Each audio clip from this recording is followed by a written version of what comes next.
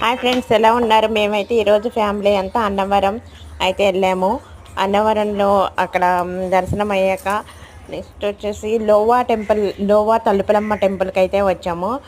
అక్కడి నుంచి ఇక్కడ రాజమండ్రిలోని మహాకాళేశ్వర ఆలయానికి వచ్చాము. ఈ ఆలయం అంటే చాలా బాగుంది, నాకు బాగా నచ్చింది. ఇక్కడ మొత్తం అష్టలక్ష్ములు, దశావతారాలు, ఇంకా మిగతా బాల త్రిపుర సుందరి దేవతలు, గాయత్రీదేవి, మొత్తం 108 విగ్రహాలు అయితే ఇక్కడ ఉన్నాయి. ఇక్కడ ప్రతిరోజు కూడా భస్మాభిషేకం అయితే చేస్తారు శివునికి.